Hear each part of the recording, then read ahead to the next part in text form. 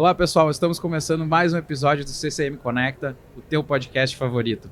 Eu sou o Fred da CCM, estou hoje aqui com a Lari e a gente vai conversar sobre os distúrbios de sono na infância.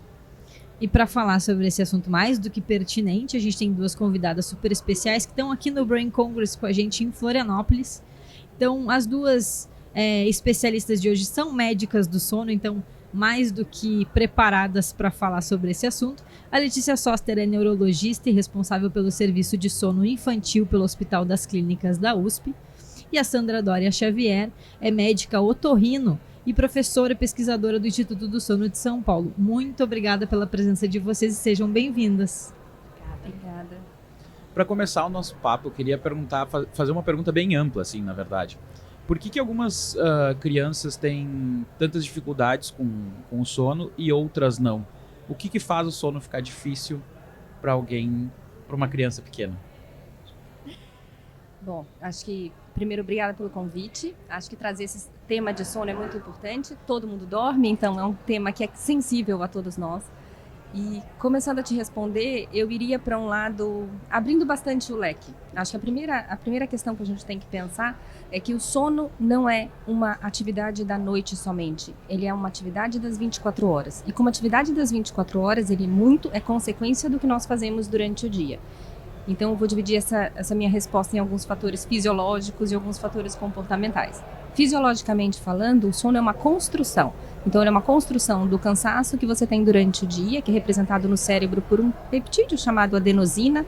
Então, a gente vai gastando a nossa energia, vai acumulando o cansaço. Além disso, uma propensão. Então, o nosso cérebro ele é próprio para dormir no período da noite. Nós somos animais sincronizados com o claro e escuro do ambiente. Então, por isso que a gente dorme 8 horas, 6 horas seguidas durante a noite, mas não o faz durante o dia. É muito mais difícil, porque nossa fisiologia, o nosso corpo é preparado para isso à noite. E além disso, desses processos fisiológicos que acontecem durante o dia, nós temos o comportamento.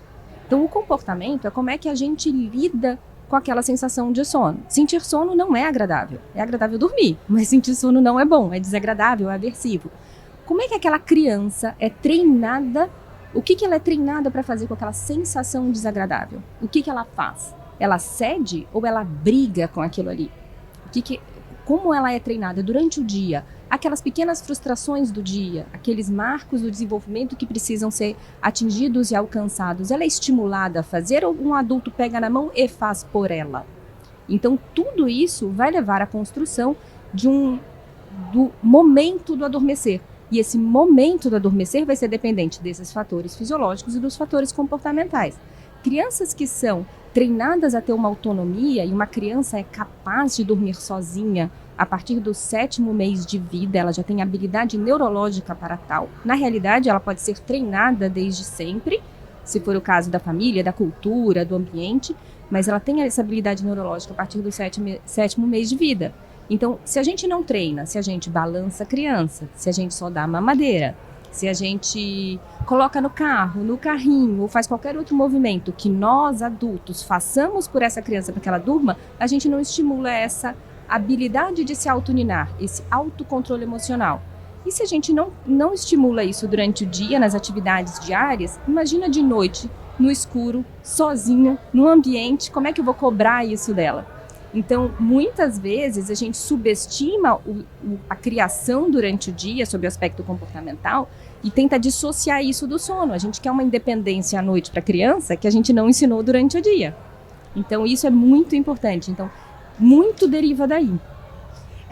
E se a gente pensar, a parte comportamental é a principal causa de insônia na infância, independentemente de ser ou não uma criança com alguma neurodeficiência. Mesmo crianças atípicas, né, que não tem nenhuma questão orgânica de base, a principal causa é comportamental. É que mudar comportamento é algo muito, às vezes, mais difícil do que você dar uma medicação, né? Então, para a família, você ter uma mudança de comportamento, você exige dos pais uma mudança diurna e não só noturna, como a doutora Letícia falou. Então, quando o paciente chega e fala, eu estou com dificuldade de colocar meu filho para dormir, eu penso assim, eu vou te fazer outras perguntas e eu queria que você me respondesse, não em relação ao sono, qual é a sua dificuldade para fazê-lo comer, para tirá-lo de uma atividade e começar outra, qual que é a sua dificuldade para fazê-lo ir tomar banho, para fazê-lo sair de uma brincadeira que está agradável para ele, você precisa dar uma previsibilidade, você consegue fazer isso com calma, você briga, ele é muito difícil de fazer essa mudança, porque automaticamente o que acontece durante o dia vai acontecer na hora de dormir. E às vezes os pais acham que é só na hora de dormir que isso está acontecendo, então a atuação vai ter que ser exclusivamente, muitas vezes até de madrugada. O problema do meu filho não é na hora de dormir, o problema do meu filho é que ele acorda de madrugada e exige que eu esteja perto. Mas aí quando você vai ver, na verdade tem muito a ver com o horário, com o que acontece na hora de dormir. E esse, por sua vez, tem muito a ver com o que acontece ao longo do dia. Quais são as atitudes que você toma com as questões que são inerentes ao comportamento do seu filho. Então, por exemplo, quando seu filho cai e se machuca, está começando a aprender a andar, ele cai, se machuca, bate a cabeça, faz um galo e precisa de alguns pontos. Por conta disso, você vai falar, filho, então não. Então eu vou fazer o seguinte, eu vou segurar você no colo e não vou deixar mais você andar porque isso te machucou, então faz mal isso para você.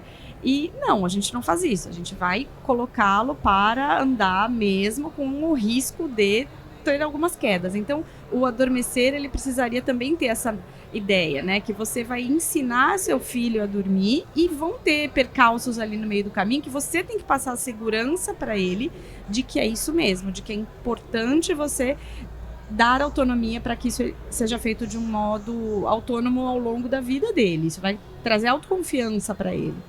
Se a gente constrói uma relação, enfim, um treinamento com os filhos ali até aquele 7º mês que a doutora comentou, que não é ideal, né? Também considerando que, assim, ideal é praticamente inatingível, assim, né? Mas seria o tudo perfeito para o melhor resultado possível. Mas considerando que a gente não faz da maneira ideal, isso se resolve sozinho em algum momento ou não? Tem que se fazer uma mudança em determinado momento, assim, consciente, olha, nós vamos mudar determinada coisa? Ou existe a possibilidade de se autorregular em algum momento do desenvolvimento? A possibilidade até existe, mas o sofrimento que isso vai levar e o dano, entre aspas, e aqui eu peço, por favor, várias aspas quando eu falo de dano, que vai acontecer no desenvolvimento cerebral, talvez não tenha tanto esse tempo de recuperação. Então, o que acontece? Então, por exemplo, a partir do 7º mês de vida, ele dormia muito bem, e aí a partir do 7º mês não dormiu mais tão bem. Então, daí, provavelmente, um daqueles pontos da nossa tríade, né, de fisiologia, ou os aspectos que são relacionados ao cansaço, ou os aspectos relacionados ao ciclo, né, do dia, ou então os aspectos relacionados ao comportamento não estavam bem azeitados, redondinhos ali. Por exemplo, uma criança que dorme somente mamando, e como a doutora Sandra falou, olha, os pais chegam lá com a queixa pra gente que o problema não é o início do sono, é o meio da noite. Mas não, o início do sono não foi adequado, apesar de parecer adequado. Foi dependente de algum agente externo, neste caso, mamadeira, né? Uma mamadeira é uma refeição. Então, a partir do 6º mês, a criança já tem uma capacidade metabólica de sustentar o jejum do sono, o jejum noturno. Ela não depende de alimentação fracionada ou fragmentada. Então, se a gente coloca, é o nosso hábito que a gente está estendendo. Mas ela já tem capacidade metabólica. Ok. Então, desse momento em diante, eu acostumei ela a só dormir mamando. Então, só dormir fazendo aquela refeição. O que vai acontecer quando ela acorda? Ela vai querer mamar também. Existe uma memória de início de sono. Então, aparentemente, aquele cansaço, o momento do horário, e a gente foi lá e derrubou com a mamadeira. No meio da noite, ela vai começar a acordar. Então, o problema não está no meio da noite. O problema está no início da noite. Então, é difícil que a criança que de repente comece a ter um problema comportamental relacionado ao sono, que não seja uma coisa orgânica, né? O faça a partir assim, de um piscar de olhos. Então, aquele começo não estava tão bem, apesar de parecer bem, tá? Então, isso é uma questão importante. E aí, assim, as coisas vão se resolver muito provavelmente, tá? Muito provavelmente outros marcos do desenvolvimento cognitivo, comportamental, neurológico vão nos ajudar a criança a ter algum tipo de autorregulação emocional. Sim, mas isso vai levar um tempo. Isso vai mudando de face com o crescimento da criança. Então, quando ela começa a ter uma cognição um pouquinho mais elaborada, ela começa a transformar aquilo em medo, né? Aquela dificuldade é em medo. E aquela ansiedade, ela começa a ter ansiedade com pequenas coisas do dia a dia. E que ela também tem à noite, ela também vai ter isso na hora de dormir. Então, embora as coisas possam até atingir um desenvolvimento, a gente diz que vale a pena a intervenção, vale a pena fazer alguma coisa, sob que aspecto for, que a gente for considerar, porque a gente não pode deixar aquele cérebro se acostumar a funcionar daquela forma. Porque é a tal da neuroplasticidade. Quanto mais você faz aquilo ali, mais você faz aquilo ali. Mas o seu cérebro vai seguir aquele caminho que anteriormente já foi pavimentado na sua cabeça. Então, ele vai tender a utilizar sempre a mesma via. Então, vale a pena intervir e prestar atenção, independente de a gente achar que ele vai recuperar lá na frente. E é engraçado que, assim, quando a gente recebe esses pais desesperados, né, com muita ansiedade para cuidar desse filho que está dormindo mal, eles querem que a criança mude o comportamento, mas é muito importante a gente explicar, como a doutora Letícia falou, que a mudança, na realidade, precisa ser dos pais em relação a essa criança. A criança, por si só, ela não vai entender e fazer mudanças na vidinha dela ali no horário de dormir sem que haja a mudança dos pais. Então, são as atitudes dos pais sistemáticas, igual pai, igual a mãe, igual a avó, igual a tia, igual a cuidador, por exemplo, todos fazendo do mesmo jeito, todos os dias, porque esse ritual diário é que vai mostrar para a criança que, opa, alguma coisa mudou, não é mais como eu estava acostumado. Mudou e não vai voltar atrás. Então, por exemplo, vai viajar para um hotel. Naquela viagem no hotel, dorme-se juntinho, agarradinho, abraçadinho, durante uma semana. E, de repente, quando volta do hotel, ela pode manifestar a vontade de voltar a dormir daquele jeito, agarradinho, bonitinho e tal. Se você não coloca o retorno às suas atividades como elas eram, pode começar a criar ali uma situação que antes não existia, que era de dormir com os pais, por exemplo. Então, é importante que naquele momento seja mostrado para a criança onde é o lugar adequado para dormir. Na primeira, segunda noite, pode ser que haja uma dificuldade, mas é o comportamento dos pais, a insistência, a perseverança, a consistência dessas atitudes que vão fazer com que a criança entenda que agora mudou, agora eu não estou mais viajando, eu não estou nas férias, eu estou em casa e agora a atitude vai ser essa que meus pais estão tomando e eu tenho que respeitar. E ter que respeitar, aí envolve aquela situação do dia. Mas se eu não respeito na hora do banho, se eu não respeito na hora da comida, eu não respeito em hora nenhuma, por que raios eu vou ter que respeitar agora na hora de dormir? Né? Então, essa atitude dos pais ao longo das 24 horas, aí que toma a sua questão e a sua importância. Se nunca eu respeito, eu não vou respeitar nem agora.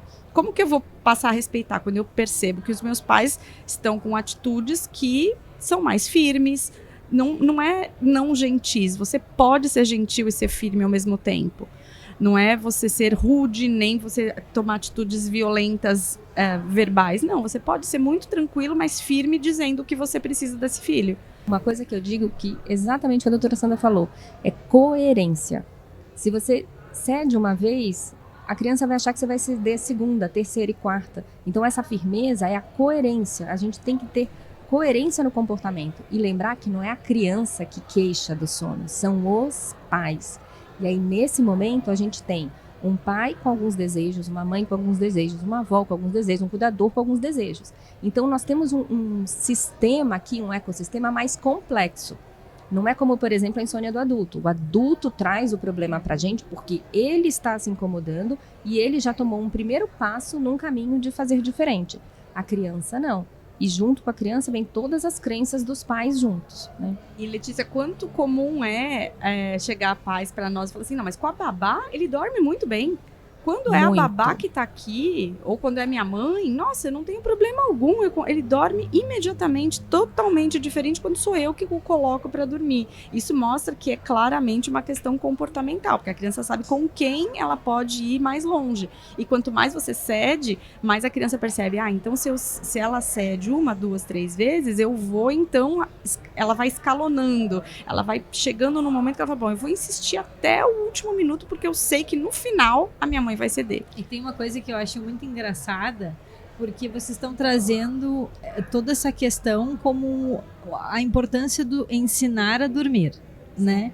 E eu imagino que para muitos pais, especialmente os de primeira viagem, isso deve ser uma coisa meio... Mas como ensinar a dormir? Isso já não é natural do ser humano. Como eu vou ensinar o meu filho a dormir? Então isso deve causar um pouco de estranheza, assim como eu senti agora. Assim, a gente realmente tem que ensinar a dormir, porque eu não me lembro, logicamente, né, dos meus pais me ensinarem a dormir. Eu sempre fui uma criança assim, diferente do Fred, que relata que sempre teve dificuldades com sono. Eu sempre dormi muito bem, então eu não me lembro dessa etapa, né, desse ensinamento. Mas me parece que, na verdade, esse ensinar a dormir é uma coisa que não é, assim, uma parte quase formal, assim. Ele tá em todas as coisas do dia a dia, é o ensinar a como será na hora de dormir. E até pensando nisso, assim, e também fazendo já considerando que o ideal é praticamente inatingível, mas qual seria uma conduta diária ideal para uma criança a partir do 7º mês conseguir dormir bem e sozinha? Fred, eu acho que uma coisa muito importante que vocês trouxeram, que a Larissa trouxe também, é essa questão do ensinar a dormir. Então, adormecer sozinho é um marco do desenvolvimento neurológico. Ele é um marco. Mas diferente do andar, como a doutora Sandra citou lá no começo, do falar, do comer, ele não é ensinado. Porque isso parte muito da nossa crença de que todo mundo dorme, vai dormir, é uma atividade passiva e passivamente a gente vai desligar do mundo e tudo bem. Não é assim, o sono é uma atividade ativa, embora com essência comportamental. O que a gente quer dizer? Com o corpo parado ali, relativamente parado, ou pelo menos quietinho, deitado de olhos fechados.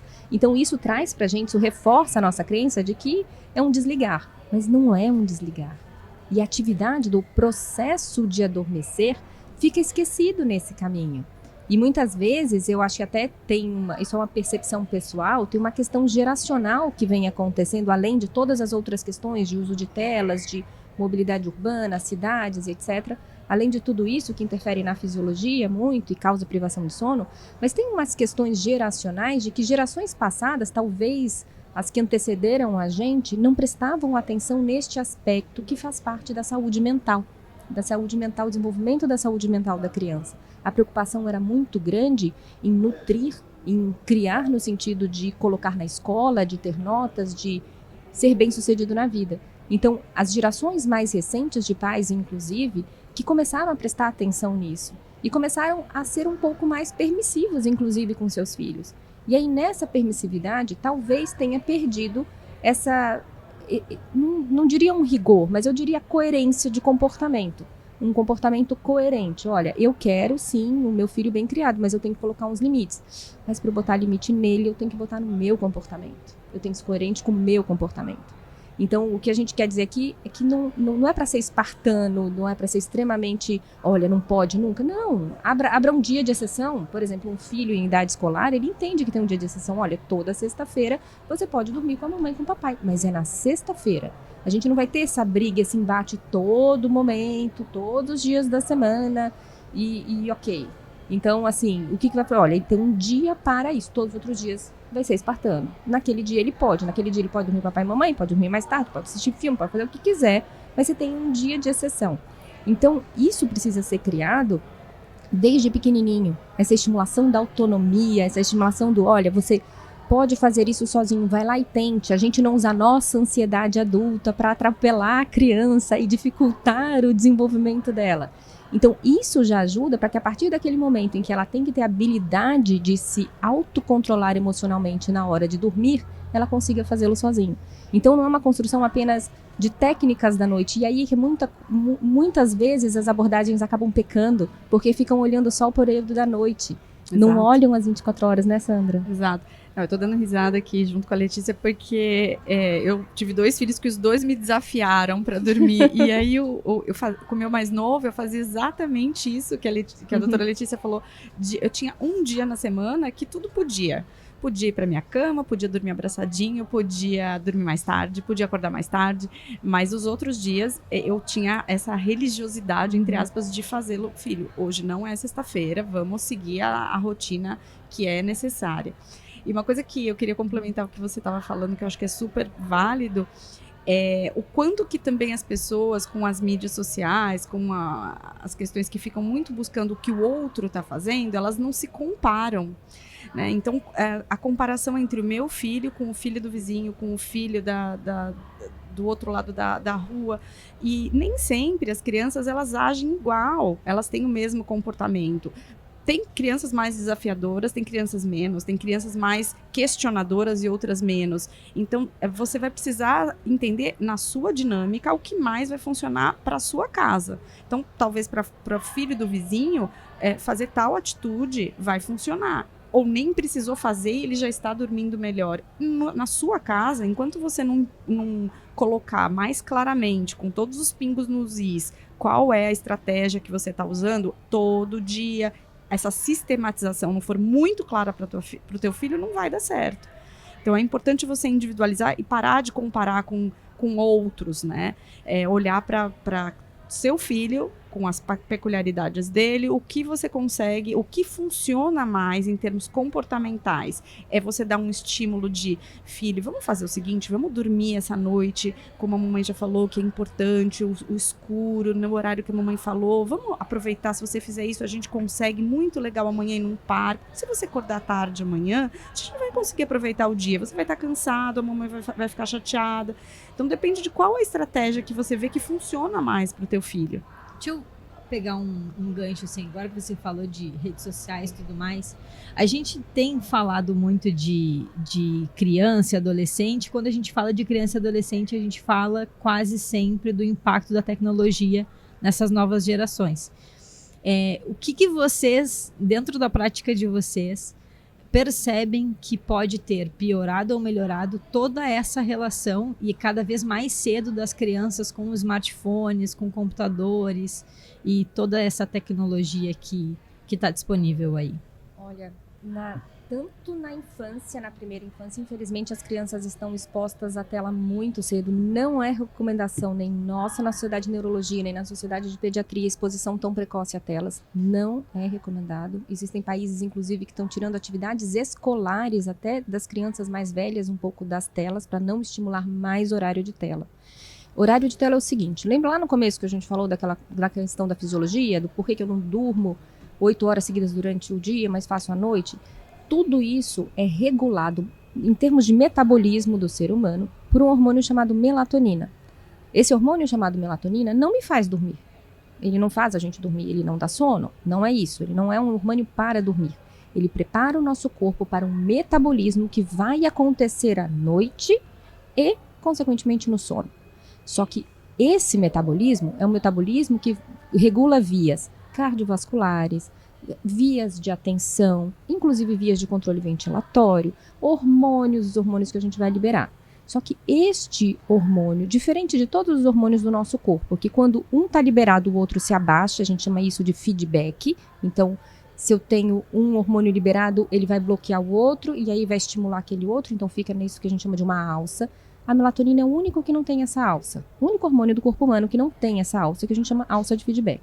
Não tendo alça de feedback, se eu bloquear ou fizer alguma coisa, dificilmente verei uma consequência imediata. Mas qual é a consequência? Do que ela depende? Ela depende do escuro para ser liberada. E a gente só tem uma chance nas 24 horas de liberação de melatonina.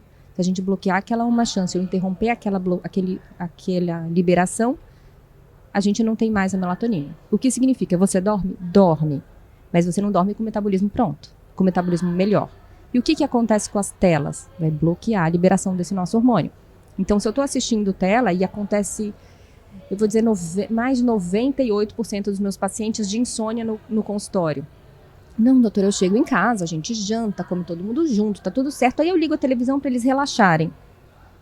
Na hora que, e é no final do dia que esse hormônio começa a se liberar, na hora que o hormônio está começando a liberar, ela bloqueia. Aí deixa lá assistindo TV, eles vão dormir. A despeito da ausência da liberação de melatonina, né? A gente falou, melatonina, ninguém depende de melatonina para dormir. Então tá, eles dormem.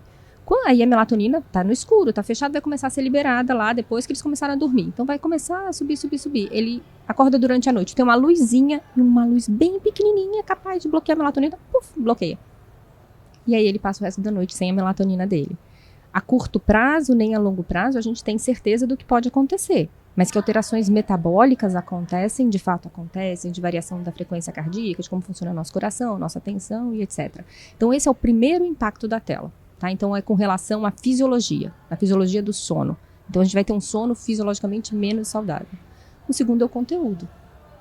O que eles estão assistindo. E o que isso vai entrar no sono dele, o que vai entrar no sonho dele. Uma das funções do sonho realmente é recalcar o que a gente passou durante o dia, processar, levar para o subconsciente. Aí tem várias teorias nesse caminho. Então esse é o outro ponto. E o outro ponto é que a tela geralmente, e infelizmente atualmente tem sido assim, quando você usa, você é um estímulo-resposta, né? Então você dá um estímulo, vê a gente andando ou na rede social ou no YouTube, você vê que as coisas sempre são mais curtinhas, cada vez estão precisando de múltiplos estímulos, luminosos, sonoros, diferença de som, de luz e tudo ao mesmo tempo. E aí o que vai acontecendo? O negocinho é curto, ele se interessa pelo próximo, ele tem que clicar, isso ativa o sistema de recompensa dele. Uau! Então, ótimo. Então, deixa eu continuar. E a gente lembra que a gente falou lá atrás, aquela via já está pavimentada? Então, ele sempre vai esperar estímulos mais intensos, em quantidade sensorial, inclusive, e mais curtos. E ele vai se acostumar a esse raciocínio curtinho. E isso daí vai dificultar aquela capacidade que a gente estava falando de aprender a dormir, né? Do aprender a relaxar, do aprender a se tranquilizar.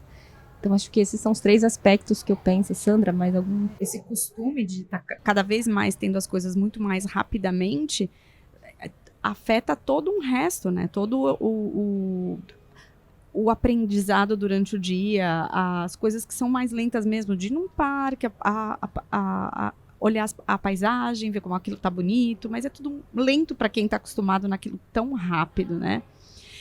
O que eu acho que a gente precisaria falar um pouco que nem tudo é comportamental, né? Então, assim, apesar da grande maior parte das questões de insônia, de dificuldade de início de sono, de despertares noturnos, terem a ver com comportamento, com tudo isso que a gente falou até agora, eu acho que a gente precisa pensar, assim, que questões orgânicas precisam ser descartadas. Eu, como otorrino, preciso falar sobre distúrbios respiratórios, que muitas vezes os pais pensam que faz parte da criança ter um ruído para dormir, ter um sono agitado, se virar muito na cama, babar no travesseiro. E isso, na verdade, pode significar um distúrbio respiratório, que essa criança tem uma dificuldade de passagem de ar pelo nariz e pela garganta, e com isso faz com que o sono seja fragmentado. E isso pode estar associado a uma questão comportamental. Então, se você tem um nariz entupido, por exemplo, pode ser uma mera rinite ou um resfriado que todas as crianças pegam ao longo da vida escolar, né? Então, esse resfriado, nariz entupido, né, obstrução nasal, vai fazer com que ele tenha mais facilidade de ter esses despertares noturnos. Se ele está acostumado a, quando tem os despertares, procurar pela mãe, então é uma criança que vai buscar pela mãe mais vezes à noite. Então, são 2 questões numa mesma criança. Então, sempre que a gente tem uma criança com despertares recorrentes ao longo da noite, será que tem alguma coisa que está incomodando essa criança? Então, pode ser uma parte respiratória, pode ser uma questão de pele, às vezes até uma coceira muito grande na pele, como uma dermatite atópica. Pode ser uma questão outra orgânica, então um quadro neurológico, a gente precisa, ou por exemplo, o refluxo, né, que também é bastante comum, pacientes que têm facilidade de refluir o conteúdo gastroduodenal para a garganta, e aí isso incomoda a criança, principalmente crianças menores, né? Então isso a gente precisa descartar antes de falar que é realmente uma questão comportamental e ir por esse caminho todo que a gente falou em relação aos cuidados do comportamento dos pais que vão refletir no comportamento dos filhos. Só somando, existem alguns outros distúrbios do sono que são intrínsecos do sono e que também podem se somar a esses que a doutora Sandra falou, que é a síndrome das pernas inquietas, aquela criança que antes de adormecer movimenta muito as pernas, tem essa urgência, a necessidade de movimentar para se sentir melhor porque as pernas incomodam. Existe o transtorno do sono agitado, que é uma outra questão do metabolismo do ferro, do controle dos movimentos durante o sono. Então, existem questões orgânicas que realmente a gente não pode ser leviano de falar que tudo é comportamento. O comportamento pode existir apenas comportamento e pode existir comportamento como perpetuador do problema. Mas, às vezes, quem precipita, quem faz o problema começar a acontecer é um problema orgânico e aí vai o comportamento em cima. A questão comportamental permeia praticamente todas as insônias na infância, mas ela não é, geralmente, o único problema. Tá? Então, vem um outro problema por trás, muito bem lembrado, que é muito importante a gente entender que, às vezes, tem uma questão orgânica e a gente vai estar lá dando burro em ponta de faca e não vai dar certo. Dessas causas orgânicas, quais são as mais comuns? E não é puxar sardinha para o meu lado, mas as questões respiratórias são muito frequentes, né? E muitas vezes são crianças que acabaram de entrar na escola e que entra um resfriado atrás do outro, uma questão viral atrás da outra. Então, é uma criança que perenemente está com obstrução nasal, está com coriza, incomodada com essa via respiratória, num momento em que ela está começando a precisar dormir com mais autonomia, e aí vira uma bola de neve, porque me incomoda, eu vou chamar meu pai e minha mãe, e aí isso vai ficando mais difícil de cuidar. Então, a questão é tratar dessa parte orgânica, né? Então, os distúrbios respiratórios são extremamente frequentes na população, na faixa etária pré-escolar e escolar. O refluxo também é importante a gente salientar, ver a parte da questão do ferro, de como está o ferro sérico, que é o ferro que está no nosso corpo, que pode precipitar um distúrbio de movimento, desse sono agitado, movimentos de perna. Quer me complementar? Mas acho que é basicamente... Não, acho que é basicamente isso mesmo. Basicamente isso. E aí, quando os pais identificam alguma dessas coisas, por exemplo, vou citar os meus sobrinhos, que eu cito com frequência, o João Pedro e o Martim. Agora eles estão com 5 anos. Eu não sei se os dois, porque também é meio difícil de entender, eu não durmo com frequência com eles. A minha esposa dorme com mais frequência, assim, nos finais de semana com eles, deve saber melhor. Mas um deles faz barulho, assim, para dormir, e eu acho que é dos dentes, assim, eu acho que é bruxismo. Eu tenho bruxismo bem forte, então me chama atenção. Dá pra ver, dá pra escutar de noite, claro, quando tu tá no quarto com ele, né? Tu escuta um pouco de barulho dele que parece ser os dentes ou raspando ou apertando, e eles com frequência roncam, assim, não um ronco de adulto, né, mas parece que eles estão respirando normalmente e tem alguma coisa, uma coisinha que dá uma atrapalhada, assim. Mas casos como esses, assim, qual que deve ser a conduta dos pais, que profissional que eles têm que procurar? Eles começam com um médico, um clínico geral, ou vai direto no pediatra? Como que é a busca, assim, por auxílio? Num geral, as crianças têm o seu pediatra, né? Infelizmente, nem todo pediatra tem uma formação em sono tão robusta de modo a levantar, né, as hipóteses dos transtornos do sono. Mas com a questão respiratória relacionada ao sono, a apneia, mas muito mais crescimento de amígdala e adenoide, que é a principal causa da apneia, isso daí eles são bem atentos, né? E aí eles encaminham para o otorrinolaringologista, no caso da doutora Sandra. E realmente é daí que tem que começar, porque o bruxismo tem uma relação muito grande com a apneia. Então, existem bruxismos que são protetores, tem outros que são sintomas daquilo ali, tem outros que são padrão do movimento à noite, assim como a gente tem outros distúrbios do movimento. Então, as coisas são muito interrelacionadas. E quando a gente tem fatores que são correlatos, a gente tem que ir atrás de todos eles para entender qual naquele caso é correlato. E nesse caso, um ronco, um ruído, precisa da avaliação do otorrino. O que eu acho importante também, para complementar o que a doutora Letícia falou, é que a apneia é o mais grave de todo o distúrbio respiratório, né? Então, se a gente for pensar, a apneia é a parada respiratória na hora que a criança está dormindo. Mas sono fragmentado, sono entrecortado pode acontecer mesmo com somente o ronco, um ronco que a gente chama de ronco habitual, que é um ronco mais do que 3 vezes na semana. Então, se é um paciente que não está congestionado, porque aí a primeira coisa que a gente tem que entender, é um paciente que faz esse ronco mais do que 3 vezes na semana e não está gripado, não está com uma doença de via aérea superior, não está com uma amidalite, uma rinite atacada, né, entre aspas, Não está. Então, isso a gente precisa olhar para ver se esse paciente não tem uma alteração anatômica aí na via aérea, né? Que seja um aumento de adenoide, que é o que cresce atrás do nariz, ou um aumento de amígdala. Porque se a criança fica muito congestionada, gripada, com infecções de vias aéreas superiores com muita frequência, acaba roncando.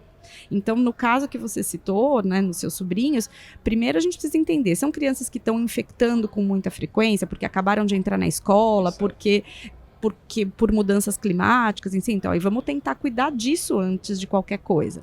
Não são crianças que estão ficando muito doentes, mas assim mesmo estando bem do ponto de vista de infecções, não estão infectadas, elas estão fazendo barulho para dormir. Então, barulho para dormir sistemático, praticamente diário, 3 vezes por semana, não é normal. A gente aí precisa passar por uma investigação com um otorrinolaringologista para investigar se não tem a principal causa de obstrução de via aérea, que é o aumento de amígdala e de adenoide. É engraçado porque os meus sobrinhos são gêmeos, eles são gêmeos idênticos, né?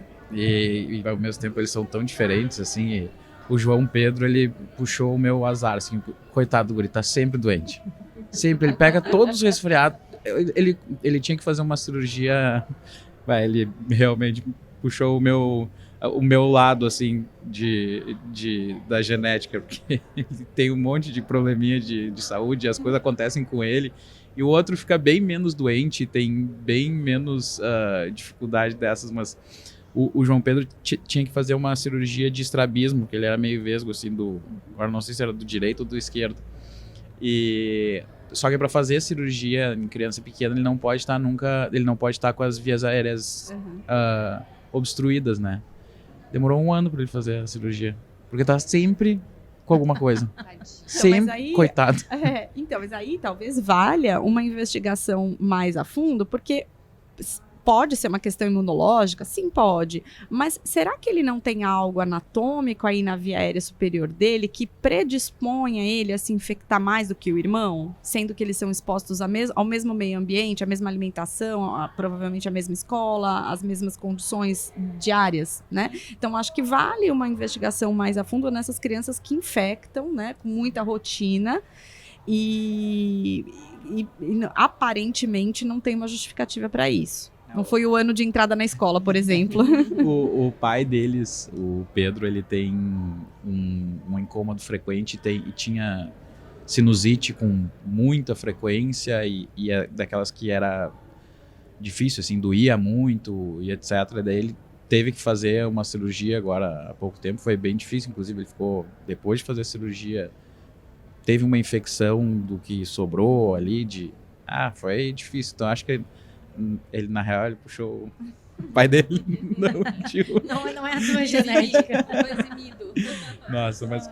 Gente, muito obrigado pelo papo, foi muito legal. Essas questões, assim, que são sempre... O sono é uma coisa que está presente na vida de todo mundo e todos os dias, e a gente sabe que quando a gente tem alguma dificuldade nisso, acaba trazendo dificuldade em todas as outras coisas da nossa vida, porque daí a gente tem que trabalhar sem ter dormido direito ou com alguma dificuldade, a gente volta para casa, a gente fica irritado, a gente briga com o marido, com a esposa, briga com o filho, né? Então são coisas que têm impacto, assim, realmente no nosso dia a dia, e daí a gente vai conversando e vai surgindo dúvidas e exemplos na medida que vocês iam falando.